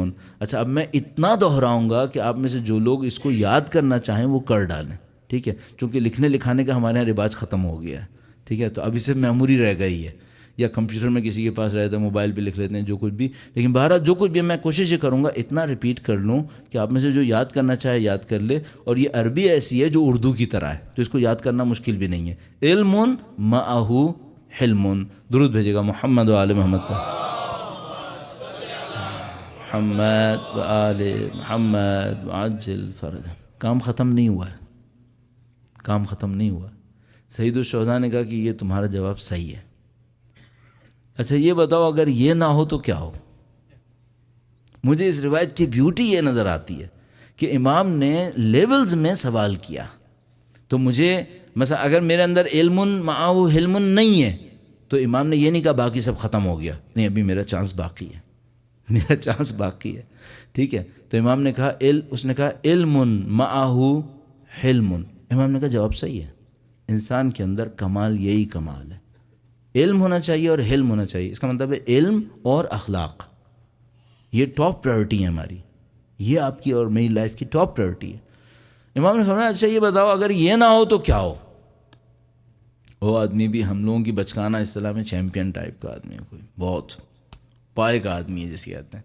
اس نے سر جھکایا، دوبارہ زمین پہ ہاتھ پھیرا، سوچا، سوچنے کے بعد اس نے سر اٹھایا اور درود بھیجے گا محمد وآل محمد. اللہم صلی علی محمد وآل محمد. کہنے لگا مال معہ مروہ، ایسا مال ہو جس کے ساتھ آنکھوں میں شرم ہو، ایسا مال ہو جس کے ساتھ آنکھوں میں شرم ہو. اس کا مطلب کیا ہے؟ اس کا مطلب ہے علم کے ساتھ جو بلا آتی ہے وہ شو آف کی آتی ہے، اور مال کے ساتھ جو بلا آتی ہے وہ کیا آتی ہے؟ وہ بے شرمی آتی ہے. بے شرمی کسے کہتے ہیں اور شرم کسے کہتے ہیں؟ ایک دفعہ یہ ہوتا ہے مثلا میں پھٹے ہوئے کپڑے پہنا ہوا ہوں، میرا کپڑا کہیں سے خراب ہوا ہے تو مجھے شرم آ رہی ہے لوگوں سے، تو میں کہتا ہوں مجھے اچھے کپڑے پہننے چاہیے. یہ شرم نہیں ہے. میں کسی کو پھٹا ہوا پہنے دیکھوں اور شرماؤں، یہ شرم ہے، یہ شرم ہے. شرم یہ نہیں ہے کہ میرے پاس کم ہے تو میں شرما رہا ہوں، شرم یہ ہے کہ میرے پاس مال ہے اس کے پاس نہیں ہے، اب مجھے شرم آ رہی ہے، یہ شرم ہے. ایک واقعہ عرض کرتا ہوں آپ کی خدمت میں. ایک مرجع تقلید کے پاس ایک شاگرد تھے، ان کو ایک دفعہ بلایا. اچھا یہ شاگرد ایک امیر باپ کے بیٹے تھے، ان کو بلایا ایک دفعہ عراق میں مرجع تقلید کے کو بلایا، خوب ڈانٹا، کہا تم کیسے ہو، تم ایسے ہو، تم ویسے ہو. اس نے کہا کہ آغا صاحب مجھے کچھ سمجھ میں نہیں آ رہا کہ یہ کیوں ایسا ہوا، یعنی کیا ہوا گیا میرے ساتھ. کہا تمہارے ہمسائے میں ایک آدمی بیٹھا تھا، غریب تھا، فقیر تھا، بیچارہ بھوکا بیٹھا تھا اور تم نے کچھ نہیں کیا.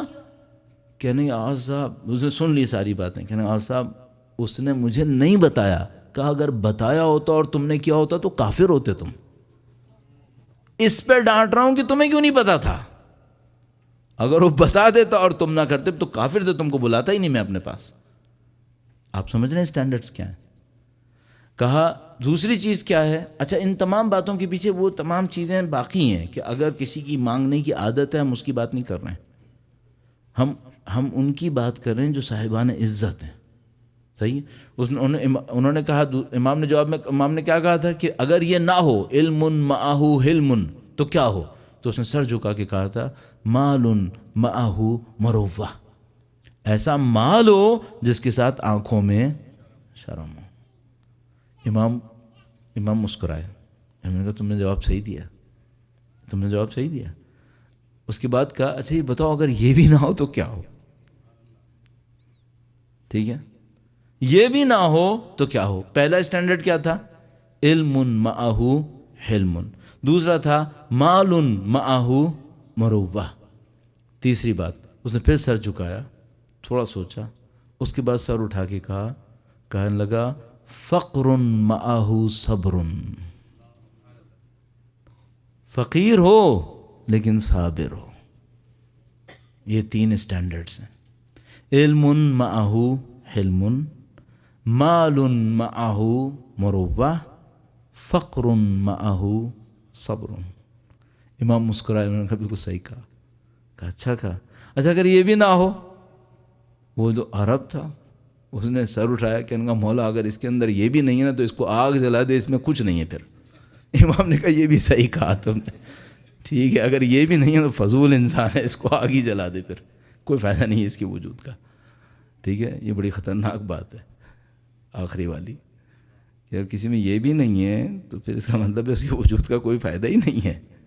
اللہ کو پھر ایسا وجود پسند نہیں ہے. اچھا یہاں تک آ گئے. عید کو میں نے بقرعید کر دیا نا بالآخر. صرف ایک بات دیکھنی پڑے گی, ہم میں کون سی چیز ہے؟ علم معہ حلم, مال معہ مروہ, فقر معہ صبر. عزیزان محترم, کسی نام سے کانٹیکٹ لینا, کسی نام سے عزت لینا یہ آسان ہے. اس نام کے ساتھ رابطے کو محفوظ کرنا بہت مشکل کام ہے. میں اپنی مثال آپ کی خدمت میں عرض کروں. میں طالب علم ہوں. آپ نے ہمیں کیوں رسپیکٹ دی ہے؟ اس کانٹیکٹ کی وجہ سے نا, کہ ہمارا علم اہل بیت سے کوئی رابطہ بنا ہوا ہے. صحیح ہے. یہ رابطے پر عزت لینا یہ آسان ہے. اس رابطے کی عزت کی حفاظت کرنا بہت مشکل ہے. یہ مشکل کام ہے. یہ جان دینے کا کام ہے. پھر آپ کسی کے نام سے عزت لے لیں یہ مشکل نہیں ہے. عزت تو خود ہی مل جاتی ہے. بھئی ہم یہاں پہ کھڑے ہوئے اہل بیت کے نام پر آ گئے کہ بھئی اہل بیت کے مکتب کے شاگرد ہیں, تو خود بخود عزت مل گئی. آپ نے مولانا کہہ کے عزت کر دی. آپ عزت دیں مجھے برا لگے گا نہیں. آپ مجھے عزت دینا مجھے کیا برا لگے گا, مجھے تو بہت اچھا لگے گا, مجھے عزت مل رہی ہے. لیکن سوال یہ کہ اس عزت کو نبھانا کیسا ہے, یہ بہت مشکل ہے. یہ آسان نہیں ہے. ایکسپیکٹیشنز بڑھ جاتی ہیں. اب آپ سے میں عرض کروں گا, آپ کو امام حسین کے نام پہ عزت مل رہی ہے, نبھانا آسان ہے. اس کو نبھایا یا نہیں نبھایا, یہ کوشچن ہے. یہ کوشچن ہے اصلی. امام کے نام پہ عزت لینا یہ کوئی مشکل کام نہیں ہے. امام کے نام پہ عزت سب کو ملتی ہے, ہر غریب کو ملتی ہے, ہر فقیر کو ملتی ہے. لیکن اس عزت کو نبھانا, تم حسینی ہو نا تو آپ حسینی بنو, پھر حسینی کام کرو. پھر حسینی کہلانا چاہ رہے تھے نا. ہم کیا کہلانا چاہ رہے تھے؟ ہم چاہ رہے تھے ہمیں نام ملے شیعہ علی. تو مل گیا نا, علی کے شیعہ مل گیا. اب یہ بتاؤ شیعہ کا علی ہوتا کیسے؟ بن کے دکھاؤ. پھر ان کے نام پہ عزت لیا تھا نا. جب ان کے نام پر آپ نے کریڈیبلٹی لی تھی, اعتبار لیا تھا, تو بڑے خوش ہوئے تھے. تو آپ ان کے نام پہ قربانی بھی تو دو نا. پھر ان کے نام پہ اپنی جان بھی دو. پھر تو آپ یقین فرمائیے, اگر پاکستان میں آپ 10,000 مسائل ہیں کہ بھئی پاکستان میں یہ کیوں نہیں ہو رہا, وہ کیوں نہیں ہو رہا, لیکن اگر پاکستان میں اہل بیت کے نام پر ہماری جان جا رہی ہے, میں کہہ رہا ہوں مجھے کوئی مشکل نہیں ہے. ٹھیک ہے, یہ بات کے مسائل ہیں کہ ہمارا ریئیکشن کیا ہونا چاہیے, اس سے ہمیں کیا بینیفٹ ملنا چاہیے. لیکن اگر جان اس بات پہ جا رہی ہے کہ آپ اہل بیت کے ماننے والے ہیں, کوئی مشکل نہیں ہے. کیوں؟ ہم نے برسوں عزت لی ہے. آج جان دے دیں تو کوئی مشکل نہیں ہوگی ہمارے لیے. عزت بھی تو لی تھی, عزت احترام بھی تو کمایا تھا پھر اس کے اوپر. تو ابھی جان دینے میں کیوں مشکل جا رہی ہے؟ پھر اگر 1400 سال عزت ملی تھی تو ابھی چند 100 سال مشکل بھی جھیل لو. پھر اس میں کیا مشکل ہے؟ پھر اب کیوں آواز نکال رہے ہیں کہ یہ کیا ہو گیا, یہ کیا ہو؟ کچھ نہیں ہوا ہے. ایک نام کی خاطر کوئی سزا مل رہی ہے, اس میں کون سی برائی ہے؟ کوئی نام, ہم نے کوئی غلط نام پہ تو ہمیں سزا نہیں مل رہی نا, اچھے نام پہ سزا مل رہی ہے. تو اس میں کیا مشکل ہے؟ البتہ یہ ہے کہ کہنا آسان ہے, انسان کے لیے کرنا مشکل ہوتا ہے. کہنا تو آسان ہے ظاہر. تو اعزان محترم, ہم نے سید الشہداء کے نام پہ عزت لی ہے, ہمیں سید الشہداء کے نام پہ احترام ملا ہے. اس سید الشہداء کے نام پہ جو عزت و احترام ہے, اس کی قیمت بھی ہے. وہ قیمت بھی دینی ہوتی ہے. اس کی پہلی قیمت جو دینی ہوتی ہے اپنے اخلاق سے دینی ہوتی ہے. آپ کی ہمارے لیے فرشتوں کی بھی ایکسپیکٹیشن کچھ اور ہوگی پھر, کہ فرشتے بھی ہم سے چاہیں گے تم علی کے نام پہ بڑے تھے نا, تم تو کچھ اور ہو, پھر تم کچھ اور کر کے دکھاؤ. اب آپ یہ تصور کرو کہ دنیا کے سارے انعامات تو ہمیں امام حسین کے نام پہ ملیں, اور ان کے نام پہ کوئی سختی میں نہیں اٹھانا چاہوں, کسی قید میں نہیں پڑھنا چاہوں, کوئی پابندی میں نہ لینا چاہوں, تو پھر یہ کیسی محبت ایک طرف کی ہے؟ فائدے کی محبت ہے یہ, گھاٹے کی محبت کیوں نہیں لی پھر؟ تو عزیزان محترم, پہلا جو چیلنج ہے وہ دشمن کے سامنے نہیں, پہلے چیلنج اپنے نفس کے سامنے ہے. آپ امام حسین کے ماننے والے ہیں, کریکٹر لے کر آئیں. کل آپ کو دیکھے کوئی تو وہ کہے کہ ہاں یہ حسینی لوگ ہیں, دیکھو امام حسین کا کریکٹر ان کے اندر ریفلیکٹ ہو رہا ہے. اسی طریقے سے قربانیاں دینی پڑتی ہیں, مصیبتوں سے گزرنا پڑتا ہے. دنیا کی کوئی قوم عزت و احترام, کوئی قوم اللہ کے نام پر عزت کبھی بغیر قربانیوں کو نہیں لے سکے گی.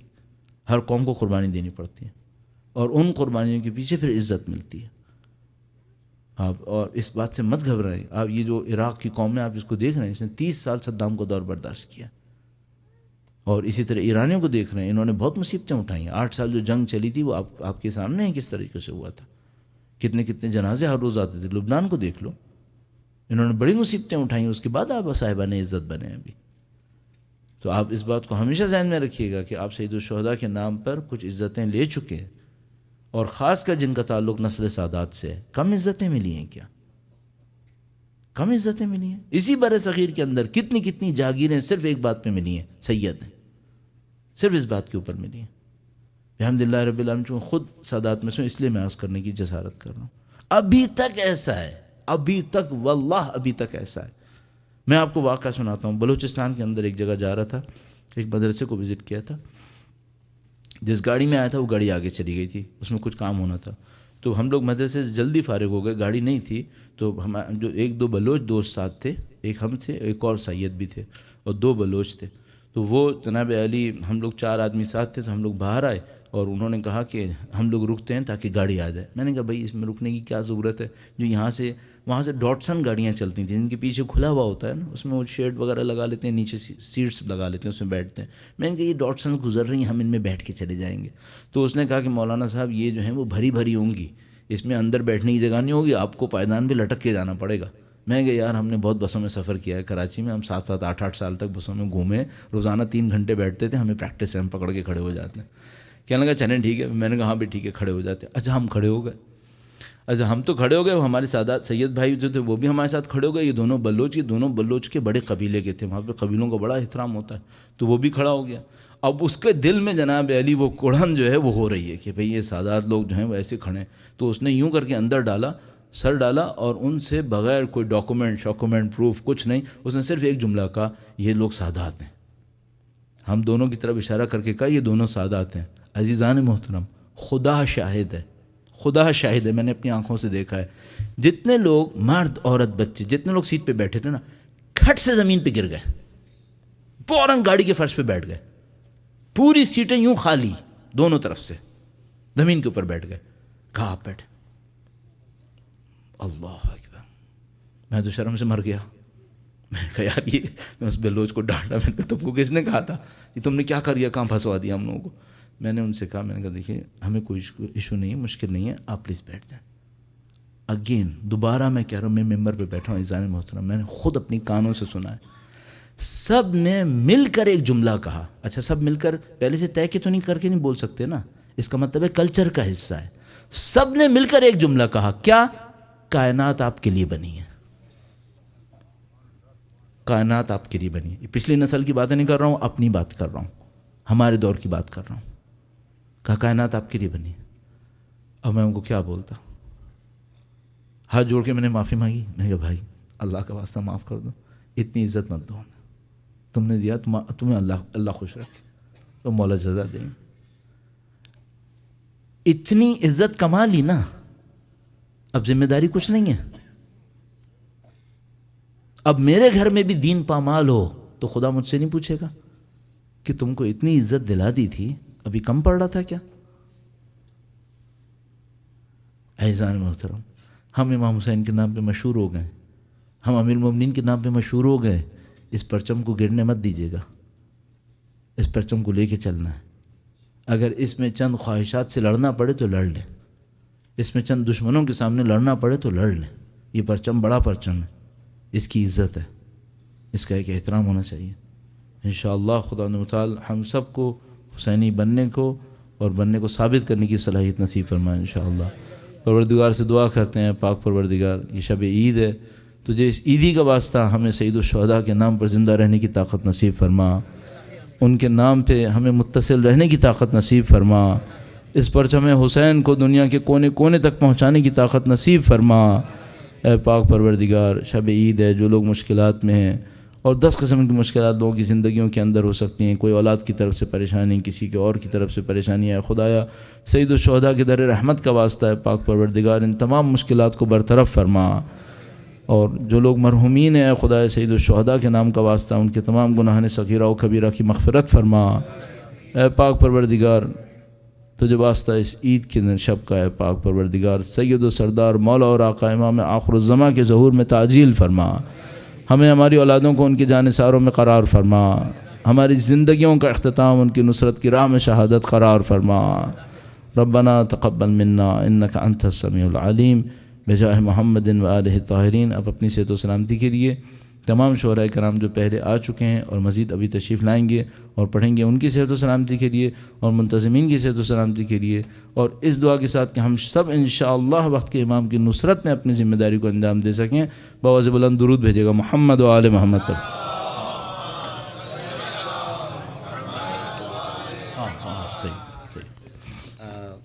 مومنین انشاءاللہ 15 منٹ کا وقت ہے ہمارے پاس۔ گزشتہ 4 دنوں کی تقریروں میں سے اگر آپ مومنین کے یا بہنوں کے کوئی سوال ہیں تو ہم وہ سوال لیں گے اور مولانا اس کا جواب دیں گے۔ تو آپ ہاتھ بلند کیجئے، میں آپ کو مائک دوں گا جس کا بھی کوئی سوال ہے۔ درود بھیجے گا محمد و آل محمد۔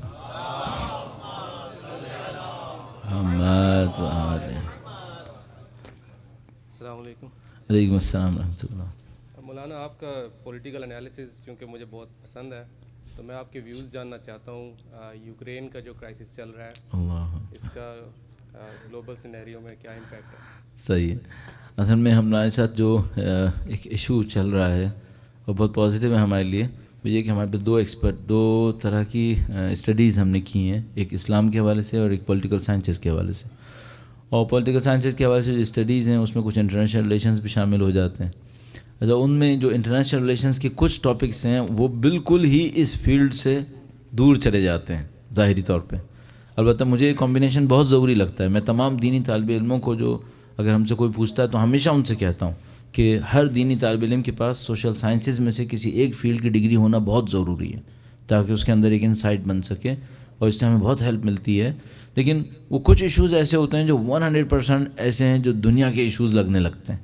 تو میں کوشش یہ کرتا ہوں کہ جب ممبر کے اوپر ہوں اور اس قسم کی کوئی محفل ہو تو وہ جو اس ٹائپ کے انٹرنیشنل ریلیشنز کے ایشوز ہیں ان کو میں زیادہ ٹچ نہ کروں۔ اب یہ جو یوکرائن کا ایشو ہے اور رشیا امریکہ یہ وہ، تو اس کا جو ایشو ہے وہ اس وقت کی اس محفل سے بہت دور چلا جائے گا، ٹھیک ہے؟ تو میں اس کو پرسنلی آپ کے پاس آ کے بات کر لوں گا، لیکن یہاں پہ میں اس کے اوپر بات کر کے اپنے اس ٹیسٹ کو خراب نہیں کرنا چاہ رہا جو اس محفل سے مجھے اس وقت حاصل ہوا ہے۔ مجھے اس میں زیادہ مزہ آتا ہے اس کے مقابلے میں۔ درود بھیجے گا محمد و آل محمد پر۔ محمد مولوی صاحب السلام علیکم، میرا نام علی ہے، اور اسلام میں کیا ہمارے فرائض ہیں ماں باپ کے لیے بطور خاص، اور میاں کے بیوی کے لیے، اور بیوی کی میاں کے لیے؟ ماشاء آپ اللہ، پلیز۔ صحیح۔ وہ ہمارے ایک مثال دیتے ہیں، کہتے ہیں بھائی آپ ایک چھوٹے سے کمرے میں، بہت چھوٹا سا ایک کمرہ ہے، اس میں ایک دروازہ بنا ہوا ہے، آپ نے دروازہ کھولا تو پتہ چلا پورا ہال ہے۔ ان کا سوال پورا ہال کا دروازہ ہے، اگر میں نے یہ کھول دیا تو پورا ہال ہے پھر پیچھے، اس کو سنبھالتے مصیبت بن جائے گی۔ لیکن ایک بات میں اس کو رول کے طور پہ عرض کر سکتا ہوں، یہ جتنے فیملی کے ایشوز ہوتے ہیں ان میں اسٹارٹنگ پوائنٹ کہاں پر ہے؟ ایکسپیکٹیشنز کا زیادہ ہونا۔ اگر ایکسپیکٹیشنز کم ہوں، توقعات کم ہوں، بہت سارے معاملے حل ہو جاتے ہیں۔ ماں باپ کے بچوں سے، بچوں کے ماں باپ سے، شوہر کی بیوی سے، بیوی کے شوہر سے، یہ جتنے مسائل ہیں نا، ان سب کی جو بنیاد بنتی ہے ایکسپیکٹیشن زیادہ ہوتی ہیں۔ ان کو کم کرنا، ایکسپیکٹیشنز کم ہو جائیں، بہت سارے کام آسان ہو جائیں گے، بہت سارے کام۔ امام خمینی کے پاس یا ان کی بہو یا ان کی بیٹی آئیں اور کہنے کی کہ مجھے خاندانی زندگی کے بارے میں کوئی حربہ بتائیں، کوئی گر بتائیں، تو انہوں نے کہا یہ ایک آسان سا گر ہے، اس کو تم سیکھ لو۔ پھر وہ بتا رہی تھی انٹرویو میں کہ میں کوئی مجھ سے پوچھتا تو میں اس کو یہ بتاتی تھی۔ وہ گر کیا تھا؟ انہوں نے کہا امام خمینی نے اپنی بیٹی یا بہو سے کہ جب تمہارا شوہر چلائے تو تم خاموش ہو جاؤ، اور جب اس کا غصہ اتر جائے تو اس کو بتا دینا کہ اس وقت جو تم چلا رہے تھے نا بالکل غلط چلا رہے تھے، اس وقت جواب مت دینا۔ چھوٹا سا ایک کام کر لو، کوئی بھی آپ کا دوست ہے نا، دوست، واقعاً دوست، ایک دفعہ تو ایسے کولیگ ہوتے ہیں سارے، دوست کی بات کر رہا ہوں، اگر دوست غصے میں ہے آپ خاموش ہو جاؤ، خاموش ہو جاؤ. جب اس کا غصہ ٹھنڈا ہو جائے نا تو اس کو بولو یار اس وقت جو تو چلایا تھا نا وہ صحیح نہیں چلایا، اس وقت غلط کیا تھا. ابھی نہیں سمجھے گا، ابھی تو شیطان اس کے دماغ پہ سوار ہوا ہے. ابھی تو آپ کچھ بھی بولیں گے نا یہ چلائے گا. ابھی آپ نے یہ بھی کہا نا یہ جو تو کر رہا ہے صحیح نہیں کر رہا، اس پہ بھی چلائے گا. تو انہوں نے کہا جب وہ چلائے تم چپ ہو جاؤ، پھر اس کو بھی کہنا کہ جس دن میں چلاؤں تو تم تھوڑا چپ ہو جانا.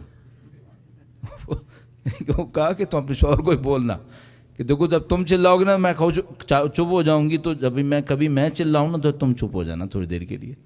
بعد میں مجھے بتا دینا کہ جو میں چلائی تھی وہ غلط چلائی تھی. ٹھیک ہے، یہ ایکسپیکٹیشن کم کر لیں. اور ایک اگر غصے میں ہے تو دوسرا چپ ہو جائے. کیوں؟ دو پاگل ایک ساتھ نہیں چل سکیں گے. ایک ہی چل جائے وہ کافی ہے. اللہ انشاءاللہ زندگی میں خوشیاں نصیب فرمائے انشاءاللہ. درود بھیجیں محمد و آل محمد. السلام علیکم علیہ السلام. السلام علیکم صاحب، آپ نے آپ کے بیان میں فرمایا کہ مطلب امام زمانہ کے ظہور سے پہلے اللہم صلی اللہ علیہ وسلم کہ ہر شخص دنیا میں یعنی امام حسین کا نام جانتا ہے. مطلب آن واٹ پریٹیکسٹ، کیا وہ لوگ ایمان لا چکے ہوں گے یا کس بنا پہ وہ نام مطلب نہیں لگتا کہ ایمان لا چکے ہوں گے. انہوں نے ریفرنس دیا ہے اس بات کو جو ہم نے شام میں کہی تھی، وہ یہ کہ جب وقت کے امام تشریف لائیں گے تو اپنا تعارف کرائیں گے، کہیں گے انا ابن الحسین، میں امام کا نام لیں گے کہ میں حسین کا بیٹا ہوں. تو اس کا مطلب یہ کہ یہ سید الشہداء کا نام پوری دنیا میں پھیلا ہوا ہوگا. ٹھیک ہے، اب یہ مشکل ہے کہ سب لوگوں نے سید الشہداء کو مان لیا ہوگا. یہ ذرا مشکل ہے کیونکہ بہت سارے لوگ کسی فضیلت کو مانتے ہیں لیکن اس پر ایمان نہیں لاتے. یہ ہوتا ہے. تو ابھی ممکن ہے کہ دنیا امام حسین کو پہچان چکی ہوگی کسی اچھے نام سے لیکن ایمان نہیں لائی ہوگی. تو امام جب تشریف لائیں گے تو کہیں گے وہ جو حسین کو تم اچھے نام سے پہچانتے ہو نا، وہ حسین کا بیٹا میں ہوں. صحیح. یہ جو وہی میں نے ریفر کیا کہ وہ آپ جو ہے وہ ان کے اسکالرس کے تمام سینگز جو سید الشہداء کے بارے میں تھی ان کو ہائی لائٹ کر لیں کم از کم، تو ان کو پتہ چلے کہ بھائی ہم جس شخصیت کے احترام میں یہاں بیٹھے ہیں یہ شخصیت کون سی شخصیت ہے. بسم اللہ الرحمن الرحیم. جیسے کہ آپ نے عرض کیا کہ ہم اہل سادات کے نام پہ جو ہمیں عزت ملی ہے تو اس پر جو ہے موت بھی ہمیں گلے لگا لینا چاہیے. چونکہ میں خود شیعان علی تو نہیں ہوں لیکن ہمیشہ عقیدت مند رہا ہوں اور مولا علی کا ایک فقیر کی حیثیت سے یہاں پہ بیٹھا ہوں. تو اس سلسلے میں ہمیں یہ بتائیے کہ ہم لوگ کیا کر سکتے ہیں کہ ہم اپنی جانوں کا جو نقصان ہوتا ہے اہل سادات کا وہ نہ ہو سکے. تو اس سلسلے میں ہم اپنا کردار کس طرح ادا کر سکتے ہیں اس معاشرے میں؟ بہت ساری چیزیں ہیں جو ان کے جواب میں کہی جا سکتی ہیں. یعنی ظاہر ہے یہ بہت بڑا کی ایشو ہے جس کو انہوں نے ہائی لائٹ کیا ہے کہ جان سے بڑھ کر کوئی چیز نہیں ہوتی اور ایک معاشرے کے اندر کچھ لوگوں کی جانیں جا رہی ہیں. انہوں نے فرمایا کہ جو جانیں جا رہی ہیں اس کے مقابلے میں ہم کیا کر سکتے ہیں کہ جانیں نہ جائیں. ٹھیک ہے، میرا اپنے خیال ہے کہ اس میں ہم بہت تفصیلی ایک بات کر سکتے ہیں لیکن کم سے کم پہ رکھ کر اگر کریں تو میں یہ عرض کروں گا کہ جو لوگ کھلے دشمن نہیں ہیں ان کے ساتھ ڈائلاگ کریٹ کر لیں. ہم نے کچھ جگہوں پہ غلطی کی ہے، ہم نے ڈائلاگ کے دروازے کو بند کیا ہے. اچھا، اس ڈائلاگ کے دروازے کو بند کرنے کے نتیجے میں مس انڈرسٹینڈنگز پھیلانے والوں کو چانس مل گیا ہے اور خوب مس انڈرسٹینڈنگ پھیلا دی ہیں. اور یہ میں آپ کو عرض کر رہا ہوں، اگر کوئی پہلے کہہ رہا تھا نا کہ نہیں لوگوں میں نفرتیں نہیں ہیں، تو میں ابھی آپ کی خدمت میں عرض کر رہا ہوں اب تھوڑی ہیں. یہ کمیونیکیشن کے بند ہونے کی وجہ سے ہوا ہے. اچھا، اس کمیونیکیشن کے بند ہونے میں ہمارا ایک چارم بھی مجرم ہے، ہمارا ایک ٹیسٹ بھی مجرم ہے. اب میرا اپنے خیال میں اس سے زیادہ کھل کر اس کو نہ ہی کہوں. ہم نے اپنی مجلسوں میں ایک ٹیسٹ کریٹ کیا اور اس ٹیسٹ نے ہمارے ڈائلاگ اور کمیونیکیشن کے دروازے کو بند کر دیا. اچھا، وہ ٹیسٹ ابھی بھی ہمارے کچھ لوگوں کے درمیان ہے اور ان کی وجہ سے وہ ڈائلاگ کا دروازہ ابھی بھی نہیں کھلے گا. اس کا مطلب ہے باقی لوگوں کو زیادہ محنت کرنی پڑے گی، یہ ڈائلاگ کا دروازہ کھلنا چاہیے. جب یہ دروازہ کھلے گا تو مس انڈرسٹینڈنگز کو دور کرنے کا ہمیں ایک موقع ملے گا. میں پھر ایک واقعہ سنا دیتا ہوں آپ کی. واقع آسان ہوتے ہیں نا، واقع بڑا انٹرسٹ لیتے ہیں لوگ. اگر فلاسفیکل باتیں کر رہے ہوتے ہیں تو لوگ تھکنے لگتے ہیں، جیسے ہی واقع سنانے لگتے ہیں لوگ بڑے خوش ہو جاتے ہیں. تو میں آپ کو واقعہ سنا دیتا ہوں. ایک دفعہ اس طرح سے ہوا کہ اچھا ہمارے دوست احباب ظاہر ہے اپنی ریکارڈنگ کی تیاری کر رہے ہیں، مجھے اچھا نہیں لگ رہا، میں دل چاہ رہا فوراً اس کو بند کروں تاکہ اپنے کام کو انجام دے سکیں، لیکن بس ایک دو سوال کو ختم کرتے ہیں انشاءاللہ. اس طرح سے ہوا کہ میں ماہ رمضان میں حیدرآباد جانا تھا. میں کھل کے بتایا، تھوڑی سی تفصیل کے ساتھ کوشش کروں گا مختصر کر لوں. میں حیدرآباد جانا تھا تو ایک دوست نے گاڑی لے کے آنا تھا، ان کے ساتھ حیدرآباد جانا تھا. 140 کلومیٹرز تقریباً ہے کراچی سے حیدرآباد سے. حیدرآباد انڈیا کا تو بائی روڈ نہیں جا پاؤں گا، اس میں مجھے کافی مشکل پڑے گی. تو وہ جناب علی اس میں یہ تھا کہ ان کے ساتھ جانا تھا. وہ آئے کہنے کہ بھائی ایسا ہے کہ میں تو میری گاڑی تو پرابلم ہو گئی ہے، میں ایک ٹیکسی لے آیا ہوں. میں نے کہا کوئی ایشو نہیں ہے، ہمیں تو کوئی مسئلہ نہیں. اب جب ٹیکسی میں بیٹھنے لگے تو ہم نے دیکھا کہ وہ جو صاحب ٹیکسی ڈرائیور ہیں وہ حال حلیے میں کوئی یعنی کم از کم سیف زون میں نہیں لگ رہے ہیں، کچھ پرابلم لگ رہی ہے. تو میں نے اس سے کہا کہ بھئی یہ تو تم نے بڑا لمبا رسک لے لیا 140 کلومیٹرز کا، یہ تو چل نہ پائے شاید. کہنے لگا مولانا ابھی تو مشکل ہے، ابھی افطار کا ٹائم بھی ماہ رمضان تھا، افطار پہ وہاں پہنچنا تھا، افطار کے بعد پھر وہاں ایک لیکچر تھا. تو میں نے کہا ٹھیک ہے اب تو چلتے ہیں. خیر ہم چلے گئے. راستے پر کوشش یہ کی کہ نہ وہ ہم سے بات کریں نہ ہم اس سے بات کریں گے، معاملہ ہی نہ شروع ہو. خیر وہ ہو گیا، کامیاب ہو گئے ہم لوگ. تو افطار پہ وہاں پہنچے. جب افطار پہ پہنچے تو اہل سنت کی اذان ہونے والی تھی. اذان ہو گئی. انہوں نے ان کو کہا کہ بھئی آپ پہلے افطار کریں گے یا پہلے آپ نماز پڑھیں گے؟ انہوں نے کہا میں پہلے افطار کروں گا پھر نماز پڑھوں گا. انہوں نے افطار کی، نماز پڑھنے کھڑے ہوئے. جتنی دیر میں وہ نماز پڑھتے اذان ہماری والی شروع ہو گئی. ہماری اذان شروع ہوئی، ہم نے بھی پہلے نماز پڑھی، پھر اس کے بعد ہم نے افطار کی. جب تک ہم افطار کرتے ہوئے افطار سے فارغ ہو چکے تھے، نماز سے فارغ ہو چکے تھے، انہوں نے کہا میں باہر جا کے بیٹھوں گا. کہا ٹھیک ہے آپ باہر جا کے بیٹھ جائیں. باہر جا کے بیٹھ گئے. پھر ہم نے کھانا کھا لیا، افطار کر لیا. افطار کرنے کے بعد ہم نے لیکچر دیا. ہم نے معراج کے اوپر بات کرنی تھی تو قرآن کریم کے ریفرنسز بھی دیے، ساری باتیں کی اس کے اندر. صاحب یہ سب کام ہو گیا. اس کے بعد جناب علی سیشن ختم ہو گیا، سب خدا حافظ. گاڑی میں بیٹھے دوبارہ سپر ہائی وے پر. جب سپر ہائی وے پہ آئے تو اس نے مڑ کر کہا کہ آپ مولانا ہو نا؟ تو میں نے برابر والے کو ہاتھ لگا کہا کہ بیٹا اب 100 کلومیٹر 140 کلومیٹر ہیں، اب داستان ہو گئی. تو اس نے مڑ کر کہا آپ مولانا؟ میں نے کہا ہاں میں یہاں پہ آتا ہوں، درس دیتا ہوں. تو اس نے کہا کہ مجھے آپ سے ایک سوال پوچھنا ہے. میں نے کہا بسم اللہ. کہنے کا مجھے ایک بات بتانی ہے آپ کو. میں نے کہا ہاں بولو، کیا بولنا چاہتے ہیں؟ کہنے کا کہ میں آج جاؤں گا اپنے علاقے میں، اپنے مولوی کو پکڑ کے بولوں گا کہ اس نے ہمیں ہمیشہ جھوٹ بتایا. میں نے یہ میرے ساتھ ہوا ہے، میں سنی سنائی نہیں بتا رہا ہوں، جو دونوں واقعے بتایا آپ کو میرے ساتھ ہوئے ہیں. اس نے کہا میں اپنے علاقے میں جاؤں گا، مولوی کو پکڑوں گا، اس سے کہا تو نے بہت جھوٹ بولا ہے. میں نے کہا بندے خدا تمہارے مولوی نے کیا جھوٹ بول لیا؟ تو کہنے لگا کہ اس نے ہمیں یہ بتایا تھا کہ شیعہ نہ نماز پڑھتے ہیں، نہ روزہ رکھتے ہیں، نہ قرآن مانتے ہیں، کچھ نہیں مانتے. کہنے لگا ہم پہنچے تو تم روزے سے تھے، تم نے نماز پڑھی ہے میرے سامنے، اس کا مطلب ہے تم لوگ نماز پڑھتے ہو. تم نے افطار کیا ہے، تم سب لوگ روزے سے تھے، اس کا مطلب ہے روزہ رکھتے ہو. کہنے لگا تم نے تقریر کی، میں نے تقریر سنی ہے، اس میں قرآن کی آیتیں آئیں مجھے بھی پتہ ہے، تم قرآن بھی مانتے ہو. یہ سب جھوٹ بول رہا تھا. میں صرف ایک بات سوچ رہا تھا، ایک لفظ کہے بغیر ایک آدمی بدلا جا سکتا ہے.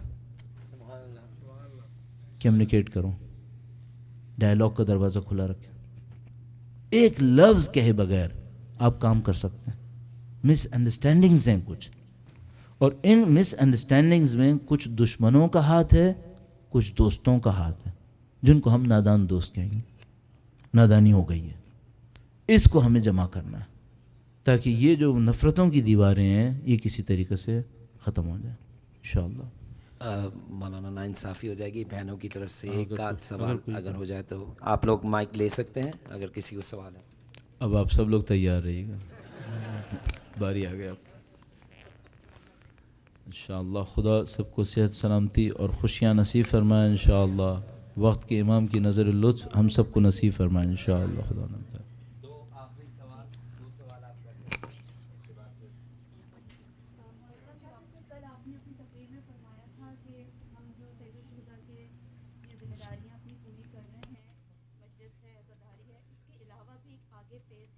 صحیح. ہاں یہ بہت اچھا کوشچن ہے. وہ یہ ہے کہ ہم ایک فیز میں کامیاب ہو گئے. ہم سید الشہداء کے ذکر کو باقی رکھنے میں کامیاب ہو گئے. اگلا میسج کیا ہو سکتا ہے, اگلا فیز کیا ہو سکتا ہے؟ وہ یہ کہ ہم نے ذکر حسین باقی کیا, فکر حسین باقی ہے. ذکر حسین زندہ رہے. اس ذکر حسین کے پیچھے کیا ہے؟ ایک فکر حسین بھی ہے. اس فکر حسین پر عمل باقی ہے, وہ آپ کو اور مجھے کرنا ہے. الحمدللہ رب العالمین, ہمارے اجداد کے خون کے صدقے میں, ان کی محنتوں کے صدقے میں ہم ذکر حسین کے پرچم کو لیے کھڑے ہیں اس وقت. الحمدللہ رب العالمین. اس ذکر حسین نے ایک فکر کو پروموٹ کرنا ہے, اور اس فکر کی اس وقت دنیا میں ڈیمانڈ ہے. اس وقت دنیا کو ضرورت ہے اس فکر کی. آپ اور میں اس فکر پہ محنت کریں. اچھا, وہ فکر کیا ہے؟ وہی فکر جو ہم اور آپ الفاظ میں کہہ رہے ہیں, عمل میں پیچھے رہ گئے. وہ فکر کیا ہے؟ وہ یہ کہ میں کسی ظالم کے سامنے سر نہیں جھکاؤں گا. لا اوتیکم بیدی ایتاء الذلیل ولا افر فرار العبید, سید الشہداء. ذلت کا ہاتھ اس کے ہاتھ میں نہیں دوں گا, اور نہ بندوں کی طرح فرار کروں گا. ذلت کا ہاتھ نہیں دوں گا. لا اوتیکم بیدی ایتاء الذلیل. سید الشہداء نے جو اقوال کہے ہیں, ان کو اگر آپ جمع کریں اور پڑھیں, اور اس کو اپنے دل کے اندر لے کر جائیں, اکیلے میں بیٹھ کے پڑھیں اور اس کو سیکھیں, بار بار سیکھیں. سید الشہداء کا ایک قول ہے قیامت ڈھانے والا. فرمایا ان الدعی ابن الدعی قد رکزنی بین اثنتین السلة والذلة وہیہات من الظلہ. فرمایا اس پست انسان, ولد پست حرام نے, پست انسان نے مجھے دو مشکلوں میں سے ایک کے درمیان, دو مشکلوں کے سامنے لا کے کھڑا کیا ہے. السلة والذلہ, یا میں ذلت لوں یا شمشیریں لوں, یا میں ذلت لوں یا شمشیر, یا شمشیر کی ضرب میری گردن کے اوپر. السلة والذلہ. اور اس کے بعد کیا فرمایا؟ فرمایا ہیہات من الذلہ, ذلت ہم سے کوسوں دور ہے, ہمیں ذلت نہیں آنی ہے. ہیہات من الذلہ, ہیہات من الذلہ. عزیزان محترم, بخدا عرض کر رہا ہوں, آپ کبھی, آپ کو یقین موقع ملتا ہوگا, کبھی آپ کراچی کی سڑکوں پر لوگوں کے اس نعرے کو دیکھیں. عجیب و غریب ہے. اس وقت اس قوم میں نہیں معلوم کہاں سے ایک کرنٹ آیا ہوا ہے, اس وقت ایک جذبہ آیا ہوا ہے. ہم لوگ پریشان ہیں کہ واقعاً یہ جذبہ آیا کہاں سے ہے. لوگ پہچان رہے ہیں اپنے آپ کو. یہ جو سید الشہداء کا قول ہے, اس کو اپنے اندر لینے کی کوشش کریں. ان الدعی ابن الدعی قد رکزنی بین اثنتین السلة والذلہ وہیہات من الذلہ. میں ذلت نہیں لوں گا, اور ذلت نہ لینے کی قیمت دوں گا, قیمت دوں گا. اور میں مصائب میں نہیں جانا چاہتا کہ قیمت کتنی بھاری دوں گا, لیکن ذلت نہیں لوں گا. عزیزان محترم, ہم اس قول کے اوپر عمل کر سکتے ہیں. یہ میسیج ہے سید الشہداء. ظلم قبول نہیں کروں گا, ظلم کے خلاف لڑوں گا, کبھی بھی ذلت نہیں لوں گا, عزت کے ساتھ زندگی گزاروں گا. اور یہ سید الشہداء کا پیغام. تو جو انہوں نے سوال کیا, بہت اچھا سوال ہے, وہ یہ کہ اس ذکر سید الشہداء کے ساتھ نیکسٹ فیز میں ہماری ذمہ داری. نیکسٹ فیز کا مطلب نہیں ہم نے ذکر ترک کرنا ہے, نہیں, ذکر نہیں تو ہمیں زندگی دی ہے. اس ذکر کے ساتھ جو نیکسٹ فیز ہے وہ فکر سید الشہداء. اور فکر سید الشہداء یہاں پہ آتی ہے. ظلم قبول نہیں کریں گے, دنیا پرستی قبول نہیں کریں گے, پستی اور ذلت کو اپنے آپ سے دور رکھیں گے, ہم یہ سب نہیں لیں گے. وہ جو میں نے ابھی آپ کے سامنے شام میں عرض کیا تھا, ان لم یکن لکم دین ولا تخافون المعاد فکونوا احرارا فی دنیاکم. سید الشہداء کے سارے اقوال کو جمع کر لیں, کتابیں اس کے اوپر لکھی ہوئی ہیں, اردو میں بھی کتاب موجود ہے, خطبات امام حسین نام کر کے ایک کتاب ہے, بہت نفیس کتاب موجود ہے. اس میں سے سید الشہداء کی جملات کو نکالیں. اگر میرے بس میں ہو تو میں یہ کروں گا, ان جملات کو نکال کر اپنے گھر کے اندر کہیں پہ لگاؤں اور بچوں سے کہوں بیٹا ان سب کو کبھی نہ کبھی پڑھتے رہو, لگا کے رکھو, کہ یہ امام حسین کی فکر ہے, یہ امام حسین کی فکر ہے. عزیزان محترم, ہمارے پاس ایک ذمہ داری ہے. الحمدللہ رب العالمین, خدا متعال نے ہم کو اس جگہ تک لا کے رکھا, اور یہ کریٹیکل ٹائم ہے, امام کی تشریف آوری کا ٹائم. خدا نہ کرے نعوذ باللہ تعالی ہم پیچھے نہ رہ جائیں, ہم پیچھے نہ رہ جائیں کہیں, ہمیں یہ سوچنا پڑے گا. اور میرا اپنے خیال ہے آپ کی زحمت تمام کروں, اجازت دیں برادر, تاکہ اب یہ لوگ. جزاک اللہ. اب میں مائک جو ہے برادر رضوان زیدی کے حوالے کرتا ہوں تاکہ وہ پروگرام کو انشاءاللہ شروع کر سکیں. بر محمد و آل محمد صلوات.